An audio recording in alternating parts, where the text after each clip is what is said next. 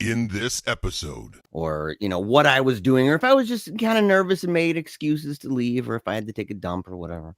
And so, but I find little it happens, dude. I used to have a real problem with lactose intolerance. It was happening all the time.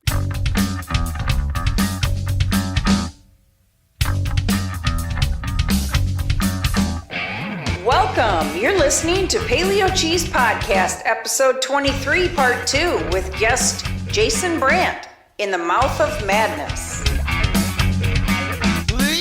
Yeah, so welcome back to episode 23. This is part 2, where we talk about In the Mouth of Madness. In the Mouth of Madness is about an insurance investigator who's been hired by a publisher to track down their missing author and his latest manuscript, while the author's readership goes insane, rioting, morphing, and doing impossible yoga poses. It's directed by John Carpenter, written by Michael DeLuca, who also wrote The Abomination That Is Lawnmower Man that we were talking about earlier. I didn't know that. I didn't know that. I would want that taken down off from IMDb. Didn't he do Freddy's Dead as well? Yes, he did. Which made me wish I was dead when I watched it. And he also produced all of the 50 Shades movies. What?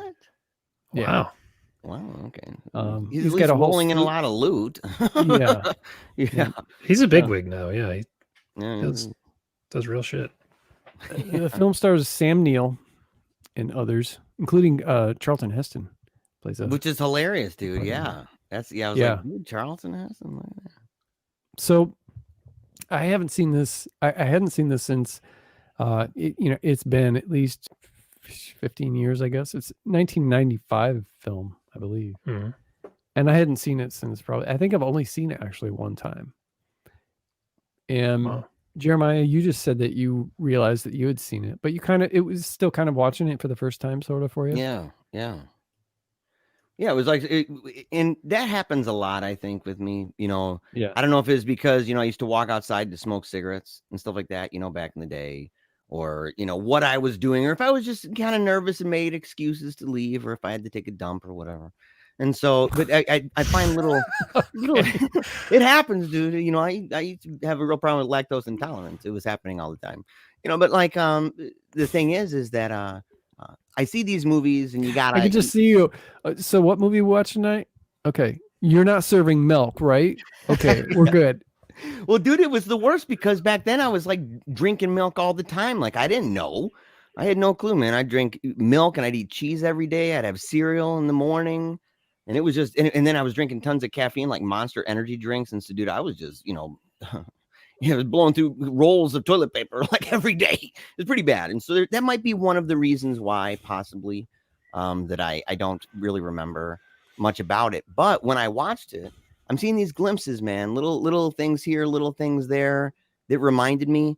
And yet I didn't remember, like I would have figured that seeing Old Boy from Jurassic Park would have been the giveaway. Like that, seeing him, I've been like, oh, look at this guy. I know this movie, but it wasn't. And so, it actually wasn't until later in the film that anything even started to hint at that. And it wasn't until the slimy doors that was kind of like, oh, I've seen this. You know what I mean? And then the old man being handcuffed, being kicked and stuff while he's all naked, rubbing his thing on the floor. Seeing that sparked memories. It's amazing what you're sitting there watching a movie with a very famous actor, and until you see the naked man writhing on the floor, then you're like, oh, this is in my memory bank. Yes, he was writhing. I thought that was consensual. I mean, I just thought he was into some kinky stuff, guys. I don't know what he was doing. Yeah, he didn't look too happy to me. Yeah. We're back to the whole, 50 Shades thing. I mean, probably where it came from. It was actually this was the very first glimpse into it. He's like, my original thought of 50 Shades was, maybe we should include old people and maybe not make them these really attractive young people. But the, I don't know, man. It was one of these things where as I'm watching it, I liked it. I think it's a fun movie. I think some of it's a little bit like silly. you know, and I think there's some deep conversations to have about, you know, questions regarding, again, predestination, kind of like Donnie Darko, about fate, about predestination, about what, you know, what if it's almost like the Matrix? What if you realize you are in fact in the Matrix and that your life is nothing but what someone else has written about you?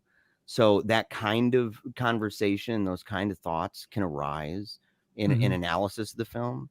And so, but I thought it was enjoyable enough. I mean, I was taking good notes, having a good time, and yeah, I enjoyed it. Cool. Yeah. What about you, Chad? I did enjoy it. However, because I've been wanting to see this again lately, so I'm glad, Jason, that you picked it. But for me, it didn't hold up as well as I'd hoped it would, and I think it's because I went in with bigger expectations because of I was kind of getting a little bit confused with Silent Hill because for some reason the two, and I don't know if it has to do with I think there's a scene in Silent Hill where somebody's walking upside down or backwards or something.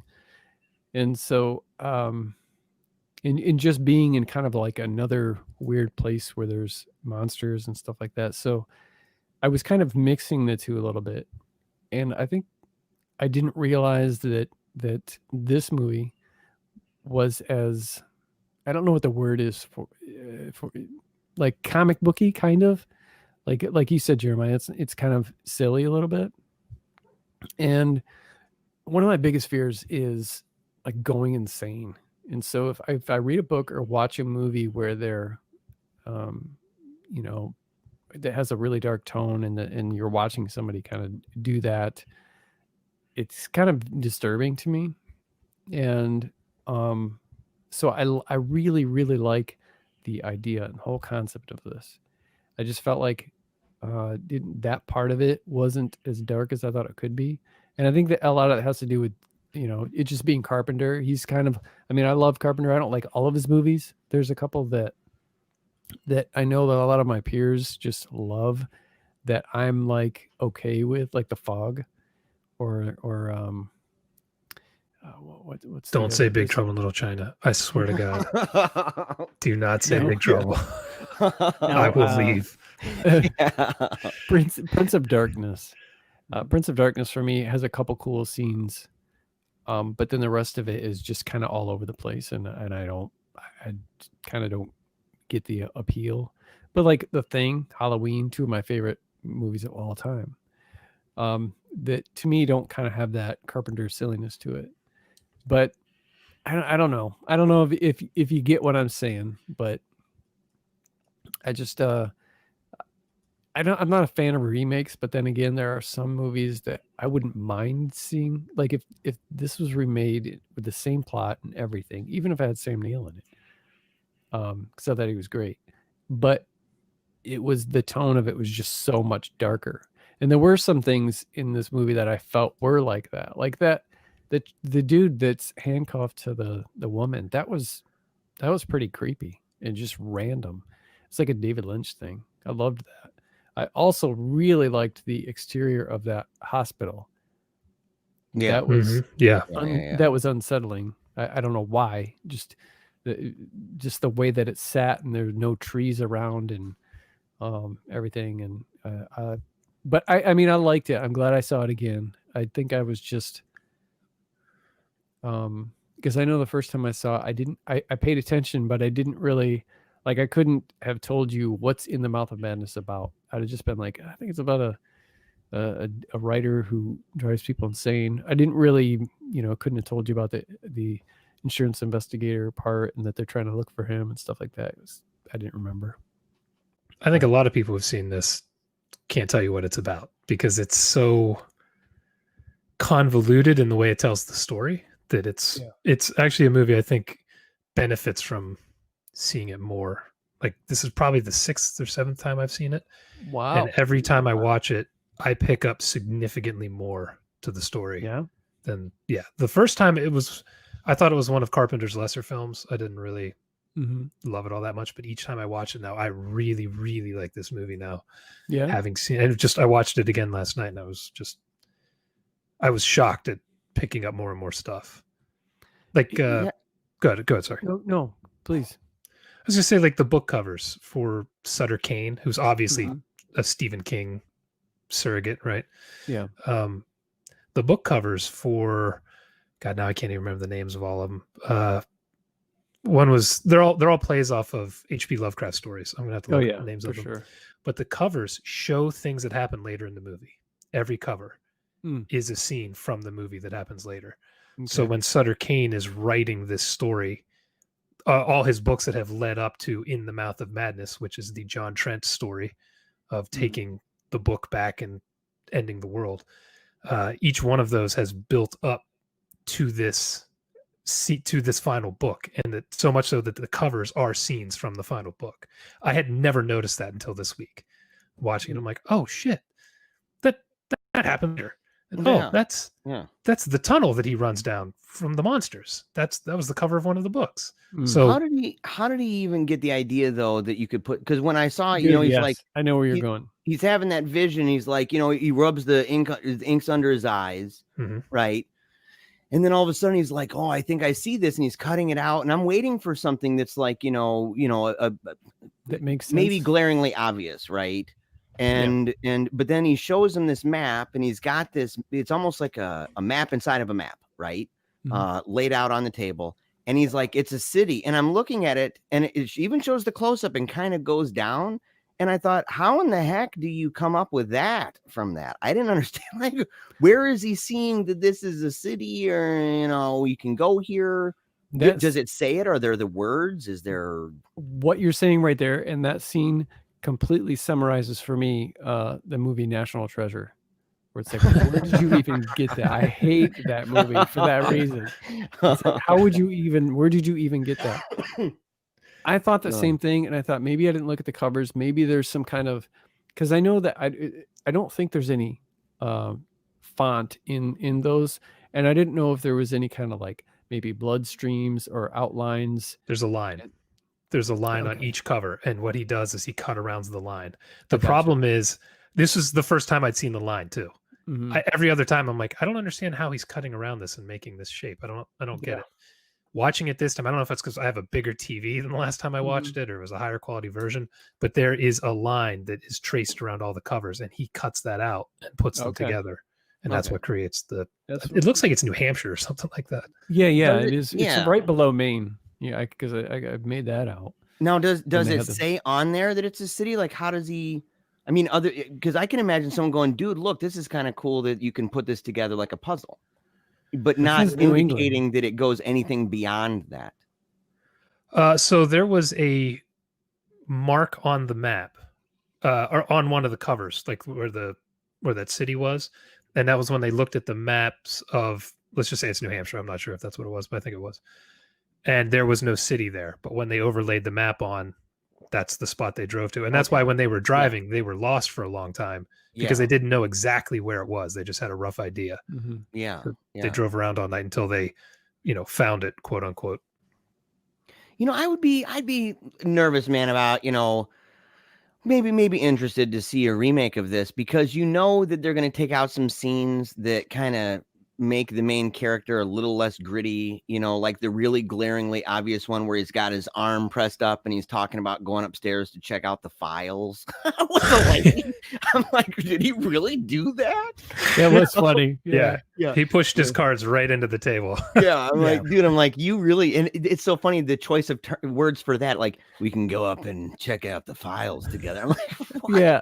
And when she finally does kiss him, it's so out of nowhere. I was like, is she possessed? Did I miss something? Because there was there was never any kind of like signals being sent back and forth. And then all of a sudden she just like wants to make out with this guy. And I'm like, that's a strong signal, at least in the beginning, and maybe she's playing hard to get. And then, the cute playing with the air horn, waking her up. I mean, that's what a lot of guys do, to kind of let a girl know they like them. You want to get laid. That's the way to do it. What's this? What just happened? And you're like, I love you. Good luck with that, buddy. But I don't know if they'd keep that in the remake, man. I think they'd get rid of it. Her character's probably one of the weak points of the movie for me. She's all over the place, and I get that that's supposed to be a product of Sutter Kane, writing her character and making things crazier. But she's just so all over the place. Even her performance is like very strange at times.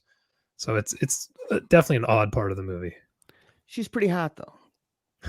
There was some pretty hot in that flowing white outfit. I was like, I can excuse some bad acting sometimes.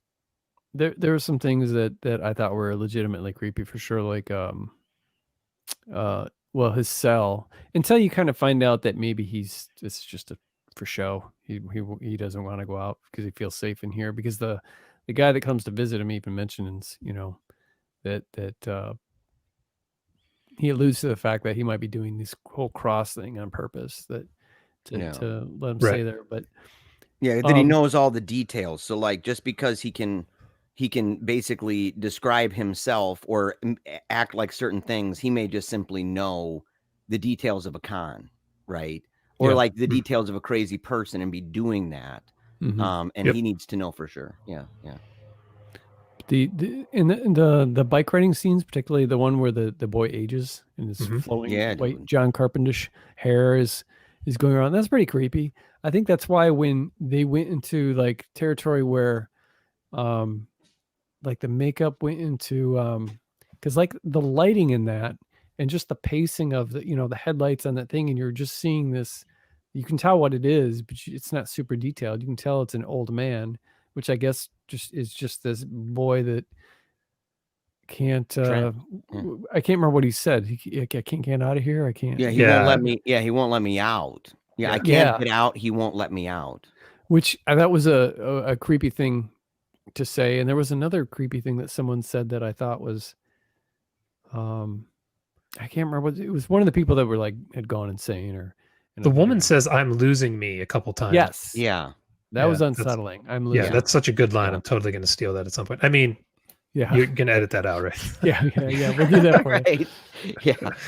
But stuff like that. So when they have like the kids with the fangs and all that stuff, that just, to me, and I sometimes I have a difficult time with suspension of disbelief.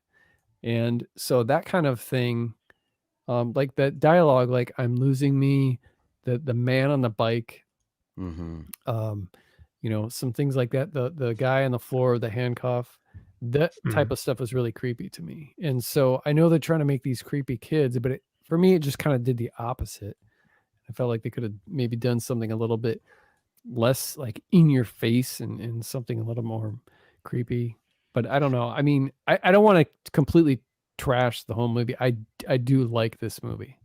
No, I actually think the second act, when they're in the town, is the creepiest stuff and the silliest stuff. Like the part with the church where the doors are slamming closed and open over, and I'm like, what the hell? Like, how did you think this is going to look good? Yeah. But with then you see inside.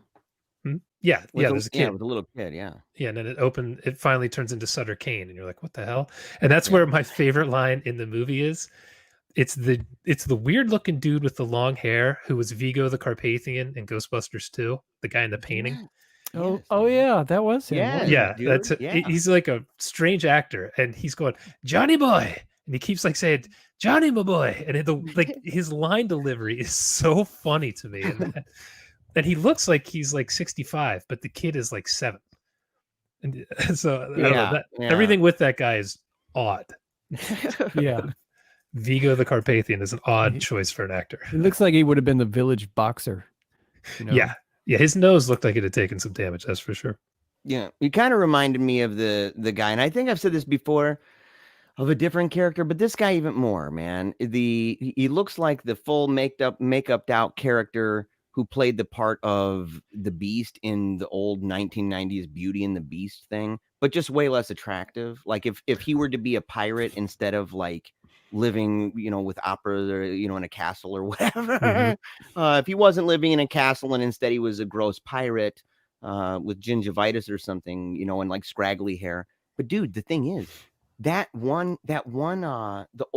kid who was the old man, dude, that that old man face, it reminded me, like, right as soon as I saw it, I'm like, bro, that looks like that old man from the only story in my whole life. We talked about it in the episode about hauntings, and like things we couldn't explain, where I said I had that one story my whole life that was just too weird, with the guy that came down in the truck and asking us, why are you kids up here, kind of thing. Bro, it was like the same guy. It actually weirded me out, man. I was watching it, and it was just unsettling. I'm looking at it thinking, that looks like the dude. That looks like the guy who's kind of not even sure he's a real person. And so kind of messed me up a little bit, dude. He kind of reminded me of Jason. Have you ever seen the movie Curtains? No, I don't think I have. It's a slasher. It's I think it's like early 80s, maybe 1980, something like that. And there's a mask in there that the killer wears that it reminds me a lot of that old man thing in there. Creepy. But I'll check that out. The it's worth watching, even just to see how many ridiculous times that the boom mic is constantly in frame. I can't believe they didn't catch it. Yeah, I didn't catch it. No, the movie Curtains that I just. I mean, I was like, dude, I was like, the boom mic was in here. No, I'm missing a lot of stuff, man. Yeah, I was talking about the tone and how I would have appreciated it was a little bit darker. And it didn't help by the fact that, I love John Carpenter's soundtracks. I've written to what's that called? Lost, the thing that he released a couple years ago. And I love all the soundtracks. But for the fact that this movie is about what it is and people going insane and stuff like that, it's supposed to be really dark. The opening, like the first 30 seconds of this, I love the music because it just reminds me of like late 80s, early 90s. And so I get this nostalgia. But for this movie, it was just like, no, this is not what you should be opening up with, this hilarious when it's the printing press. Yes. So, yeah. It doesn't fit the tone. You're totally right. And I agree. I like the sound of the music too, but I don't think it fits the tone of the movie. Yeah, it's like if I didn't know if I didn't know what I was watching, someone said let's watch a movie, I'd be like, oh, so what Seagal movie is this? Because that's the kind of movie that it was. Or who's that other guy that was he was in a lot of made for TV stuff and God darn it, I'm not going to remember his name. Lewis, he's in so many like action movies. He's kind of a sexy dude. Like, oh man, he's got good hair, brown, and he's in a ton of that stuff, man. And I can't remember his name. You're not talking about Lorenzo Lamas, are you? Yes, I am talking about him. Oh my God, what a guess! I said Lewis. I knew it's something with an L in it, man. I've wasted so much of my life. I was like, he's kind of sexy, and Jason's like, Lorenzo Lamas is pretty sexy. Yeah, I had to look through my Rolodex of hot dudes, and then I found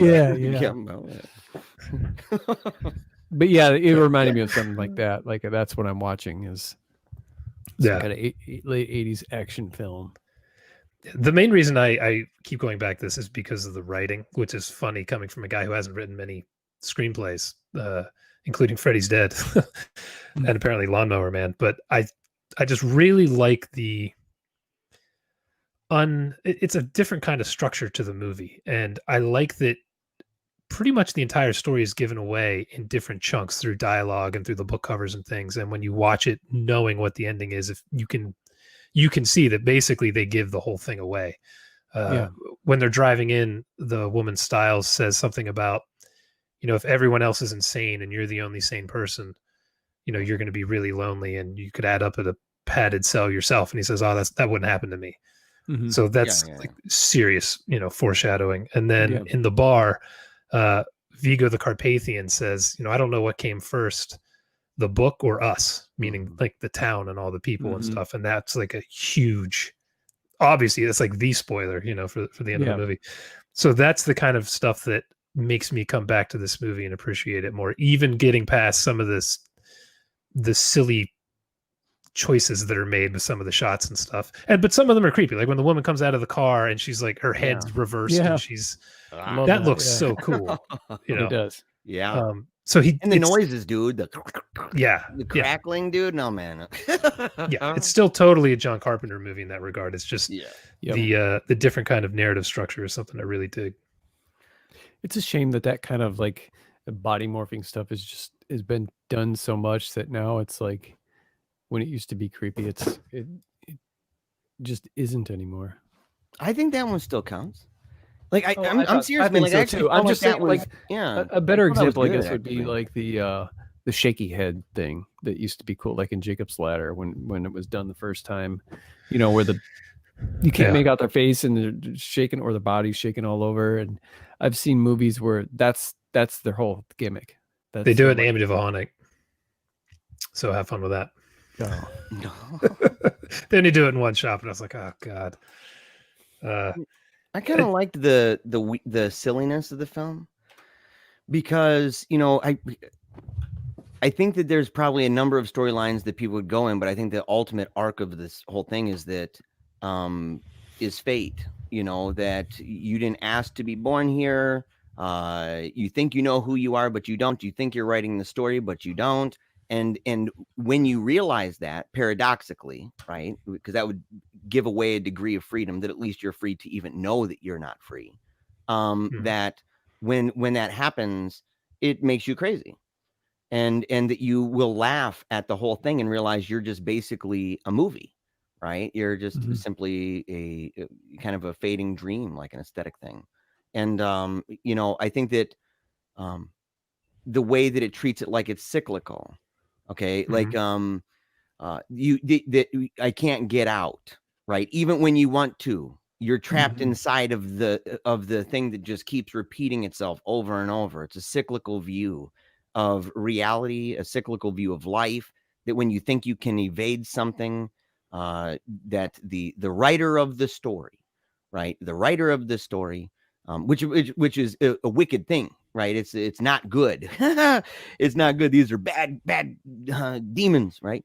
That and chasing you down and stuff. No matter how hard you try to get away from this thing and try to stop the terrible nature of the cyclical reality that you're trapped in, you can't get away from it, because even that is being written. And so, like, to me, it's fascinating philosophically, like just from the storyline and kind of, the view of the world and of time like that, because we're linear people. We have past, present, future. It's all kind of marching forward. Our concept of progress and of freedom is linear. And so whenever I get to see a movie that takes the position more like, the Romans or something, with the secula, the idea of an 80-year kind of cycle thing, it always fascinates me. It's always intriguing to me, and that there's absurdity in it, because if it's truly cyclical, then it's absurd. It's because the whole thing would be absurd. There's never, you can try to do the best you can and you're back at the beginning. So pedal your fastest, little guy. You're still the old man trying to get out of the bubble. And that is, to me, I think it's fascinating from where we are as people in a civilization, kind of, that's embraced other ideas to play around. And it's a horror, in fact. I mean, that is scary. That would be a terrifying thing, that's just simply all it is. That's what your life is, and what's your role in the play. And did you choose it at all? And if not, well, enjoy it while it lasts. And that's just the end. And so I don't know. I think it's fun to watch things like that. And so I really enjoyed that part of it, even the silliness of it. I thought it was a lot. It was kind of cool to watch. I like the silliness too, just because a lot of that is just John Carpenter's style. He does goofy things in some of his movies, and I love that stuff and embrace it.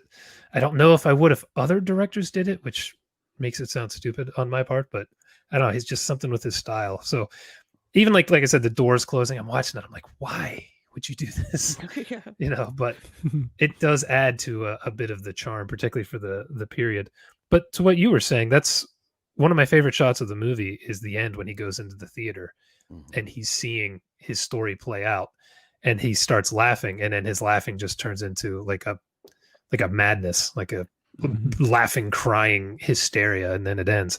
Yeah. And it's such a like, what the hell is going on moment for him as he's sitting down. And I feel like the first time I watched it, I had that exact same reaction to the end of the movie. I was like, what the hell is going on? Did I not follow this correctly? So I like that. I don't know. I feel like that shot mirrors exactly his reaction to watching himself in the movie is a lot of the audience's reaction to watching this movie. I feel like it just mirrors really well. I think so too. And I think, you know, this might be weird to say, but I think that particular actor playing that role and in that scene, you know, there's a scene where when he's in the car and he's got the air horn, right? The park, and he's doing that air horn at her to wake her up. That's right. Or the squeaky squeak, not the air horn, the squeak squeak, right? And she's like, whoa, what was that kind of thing?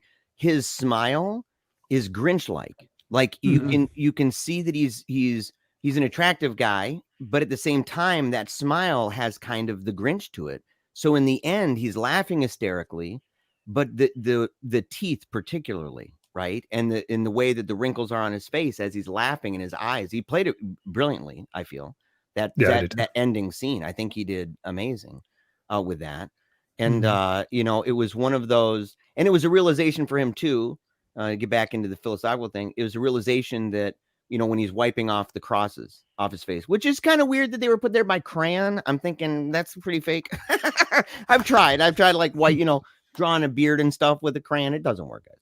But, you know, it's just a lot of irritation and stuff, a lot of redness. But so he wipes off the crayon and he goes in there and stuff, and he's getting rid of the facade, and he's realizing this is just a facade. I'm going to face the moment of realizing what's going on in the world. And that laugh, that I think you said it great, man. It was like a combination of like almost like he's submitting to what he knows now is true.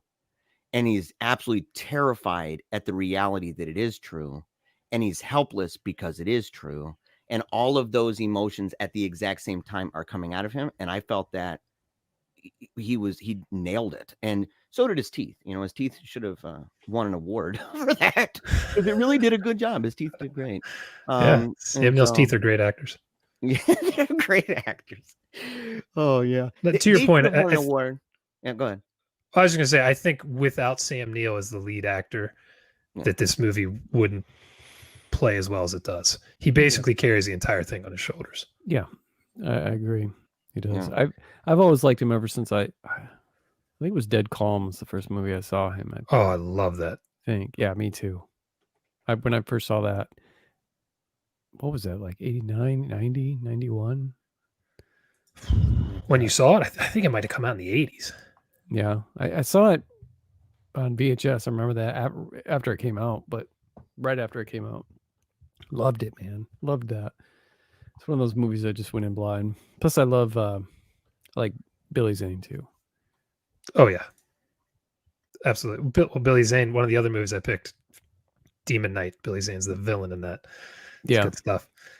Are you guys fans of Lovecraft? Because this is like a wet dream for Lovecraft fans. Yeah, I feel like it's maybe the best Lovecraft adaptation. That's not an adaptation of anything, but it's got all the earmarks of like madness. Oh sure. You know, you see the monsters a little bit, but not really, and that feels very, very Lovecraft. You know, the main character also feels like God, what's the guy's name? He's a detective. He's a cop in one of the books. Shit, not the Call of Cthulhu. It'll come to me.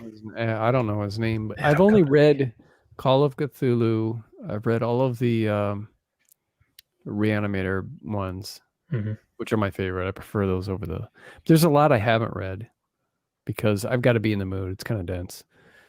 So I recommend audiobooks read by Wayne June. It makes them so easy. The way he reads them, it's so much easier than me trying to read it on the page. It's difficult. The way he uses language is difficult. But Wayne June's reading, fantastic. So the Lovecraft stuff is also what I love because it kind of melds. It's like melding Stephen King and Lovecraft. So those are like two of my favorite things. Yeah, this is just that going insane, the madness theme, and then even the madness part was what's the book, The Mountains of Madness, is the H.P. Lovecraft thing. At the Mountains of Madness, yeah. Yeah. That it was clear that, you know, and even some of the you know, like you said, the creatures or turning into creatures, and I think someone even says something about the old ones in the movie. I thought. I mean, I think you're right. When they're seeing the door, like the oozing door, I think they say it. Yeah. Plus, I do know that all of the quotes that they're saying are actually H.P. Lovecraft quotes from different stories. That's interesting. All of the things that they're reciting. One scene in particular, and I can't remember who was saying it. I don't know if it was Sutter Kane himself or what. But yeah, it was like you said, it was like a mix. It was like the influence of King as far as, you know, being that popular. And Jeremiah, tell Jason about that what you were thinking when they said that, like, my book is, or this book is more popular than the Bible. It's been translated in 18 languages. Dude, it was hilarious. I actually looked it up. I found the actual numbers because I'm like, that's the most absurd thing I've ever heard. He's like, you know, I'm more popular. He's like, you know, it's more popular than the Bible. I've sold over 1 million copies, and I'm like, 1 million. Okay, I think he said 1 billion.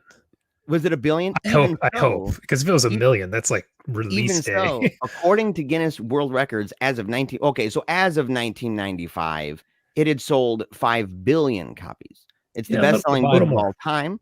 And on top of that, it's been translated into 3,324 languages.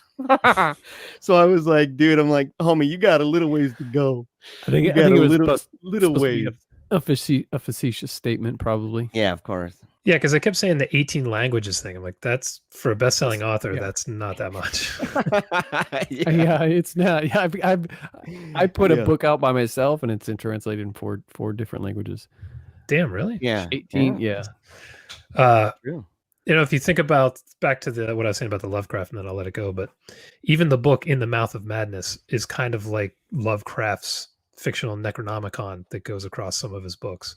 It's kind of the same thing. You know, in that it's got this arcane knowledge and drives people crazy and all this stuff. So even that is kind of a reference in itself. Did this movie win any awards? No, it was panned when it came out. It was panned. Yeah. I thought they would win an award, dude, for, like, you know, best kiss of the year. I mean, that was really impressive. Where they she flung herself at him. I tried to keep a straight face. I'm like, dude, I can't do it, man. That was the worst kiss I've ever seen. I've seen some dumb kisses. You know, it's like, you know, that kiss, dude, is just really dumb. It is the worst, dude. And just, it's so fast, it's so rapid. There's no buildup. Like, there's no, even the connection, it still seems professional. You know, like maybe he's kind of digging her and stuff, but she's just desperate at that point. And then she gets all, you know, up and horny on Oh Boy and the Demon thing and the slimy thing on the back of his head. And I'm like, you know, ditch this chick, man. But yeah, I didn't know if it won any awards or not. Dude, so I want to do a letter grade. We're always changing like the, you know, like the way we rate things. Cause, you know, first we were like numbers, like 1 through 5. Then we were like thumbs up, thumbs down. You know, and then I think it was you who recently did a letter grade based on something that you read, or how they were talking about letter grade. Let's try a letter grade. A- to B+. Week. Yeah. No, A+ to E. Oh no, I'm saying that was my letter grade I gave to the movie we watched. I remember the letter grade. Yeah. Okay. Well, what about today? What about today? You know, accepting that given the time frame, you know, the kind of special effects that you're bound to get, the depth of the movie, and being able to think about certain topics that I enjoy thinking about. Like I said, with Donnie Darko, our Donnie Darko episode, we talked a lot about the idea of predestination, free will, what that means and stuff like that, cyclical time. All those things considered, the main character's teeth, the old man, the foreshadow to 50 Shades, that kind of thing, the old man behind the desk, rubbing his thingy on the ground. All of those, you know, I would say it's a B. You know, I'd say it's fun. If someone's looking for like the best acting in the world, this isn't the movie, you know. But if you accept all of that going into it, and you say, was it fun to watch? Did it make you think about stuff? Were there legit criticisms? It was like a B-. It's not, I wouldn't say it's a C or anything less than that. So that's my personal take, but So if the movie didn't have an old man grinding on the ground, would it get a lesser grade from you? I would have turned it off. I would have just said, I'm not even watching the rest of it. I've been expecting this for the whole time. I would have said, look, I'm sorry, Jason, dude, we can't even talk about this film. I'm really rankled. Because Captain Wrinklepants wasn't rubbing his thing on the ground, and I was looking forward to that. But no, it's like the Joe Bob Briggs rating for horror movies. If they don't have boobs, it's like an automatic 1-star deduction. Oh man! What about yourself, Jason? Can you muster a letter grade? Yeah, based on the writing alone, I'd probably give this a B+. If it had some weird moments in the second act in particular that you're kind of like, why? But overall, and when I first watched this, I'd have probably given it a C, but each subsequent one, I like it more and more and more. And I'd say now I'd probably give it like a B+. For me, this is one of those movies where it was hard for me to, I could tell that it was hard for me to form my own opinion for whatever reason. Just because because I like some of it I didn't like. I thought the idea was fantastic, and some of the elements that were supposed to be creepy were super creepy. Some of the ones that were supposed to be creepy were not at all for me. So I struggled with even my own opinion, and I knew that once we start talking about this, I would be influenced in one way or another, probably to give it a higher grade. Just by having people, I mean, that tends to happen sometimes. People, you start to see different perspectives about different things, and people point out stuff that you should appreciate that maybe you overlooked and things like that. So, I would say like a B, probably a B minus. I do like the movie. I got a lot of bad things to say about it, or some bad things, but I have a lot of good things to say about it too. And I don't know why the idea of a remake of it kind of appeals to me, because I usually don't like that kind of thing. Maybe it's because I like the idea so much that I would like to see it done maybe a little bit differently. But I wouldn't mind seeing like a really dark version of it. Yeah, that's what I mean. Yeah, something where you're like, yeah, I don't want to see that movie again, but it was good. Makes you want to go take a shower, like The Strangers. God. Oh yeah, that'll do it. Or freaking Henry, Portrait of a Serial Killer, man. I saw that once, and that was enough for me. Yeah, I'm good. Jeremiah's over there, and he usually puts on 120 Days of Sodom before he goes to dude.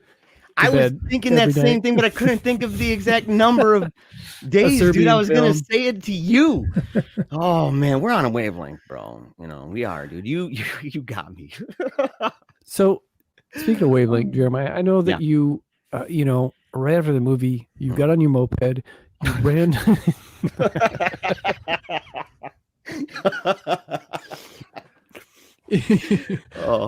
You raced to Illumination Cave. Yep. You put on your flip flops and you just you sat cross-legged and you started meditating. Yeah. On this movie. What spoke to you once you came out of Illumination Cave? Well, a lot of things spoke to me. I mean, but the thing is, I guess what I really took away from this, is that because I thought that the lady in the movie, for all of her many other faults, she was banging hot. I mean, it was one of those things that's just the way that works. But, even if I was on, a date with someone that hot, and we went to this mystical town, nobody's around, what's, is done there kind of stays there. If she's bleeding out of the eyeballs and she's getting all in the mood from doing the Clockwork Orange thing, looking at books and everything, dude, I would not want to really stick around and date her very long. Even if she knew how to do that awesome yoga move, I would say, and look, if I found out that she cheated on me after inviting her upstairs to look at the files with me and even doing the little squeaky squeak horn thing, trying to be cute, and she cheats on me with a slimy demon figure and all that, not only would I punch her in the face, but if I saw her in a big crowd of zombie figures with an axe, dude, I'd plow through her without even a second thought, dude. And I'd ditch her. Even if I saw her, number one, with the yoga moves and the ability to, you know, deep swallow keys and stuff like that. No, not even a second thought, dude. I'm just like, you know, it's on like Donkey Kong. I'm a Duke of Hazzard. Blam! She's toast. So you suddenly just no made redeeming her, effect. you suddenly just made her much more attractive because yes, the ability to swallow keys in that impressive yoga pose. Yeah, I mean, those aren't bad features to have.